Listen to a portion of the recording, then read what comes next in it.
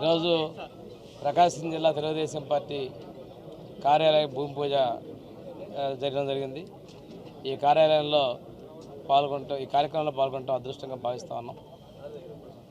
Telugu Desam party 44 సంవత్సరాల క్రితం ఏర్పడినప్పుడు కూడాను రాష్ట్రంలో సుపరిపాలన, సామాజిక న్యాయంకి ముందుగా వెళ్తూ ఉన్నాయి. ఈరోజు కూడా ముఖ్యమంత్రి చంద్రబాబు నాయుడు గారి సారథ్యంలో లోకేష్ బాబు గారి యువ నాయకులు నారా లోకేష్ బాబు గారి నాయకత్వంలో అన్న ఎన్టీఆర్ గారు పెట్టిన పార్టీ ఈరోజు కూడా పూర్తిగా పటిష్టంగా ఉంది.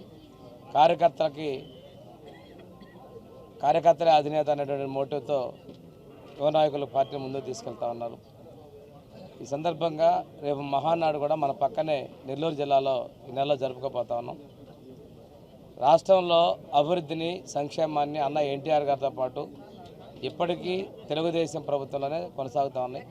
ఈ రాష్ట్రంలో పరిపాలనా వికేంద్రీకరణ కావచ్చు, అభివృద్ధి కావచ్చు, సంక్షేమానికి ఆద్యులు అన్న ఎన్టీఆర్ గారి విషయాన్ని తెలియజేసుకుంటూ వారు వేసినటువంటి పునాదులతో వారి అడుగుజాడల్లో అన్న మన చంద్రబాబు నాయుడు గారు ఈరోజు పార్టీని ముందుకు తీసుకెళ్తున్నారు.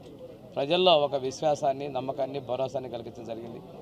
ఏదైతే ఆత్మగౌరవం పేరుతో అన్న నందమూరి తారక రామారావు గారు పార్టీని స్థాపించారో అదే అడుగుజాడల్లో తెలుగువారి ఆత్మ విశ్వాసాన్ని ప్రపంచ నలుదిస్తులా చాటు చెప్తూ చంద్రబాబు నాయుడు గారు ముందుకు తీసుకెళ్లారు.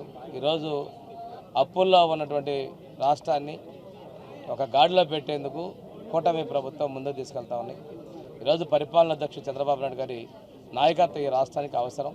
ప్రజలందరూ కూడా గమనించి మొన్న ఇచ్చిన తీర్పుని అదేవిధంగా భవిష్యత్తులో ప్రభుత్వం కూడా కంటిన్యూస్గా ఉండాలనే విషయాన్ని గమనించుకోవాలి.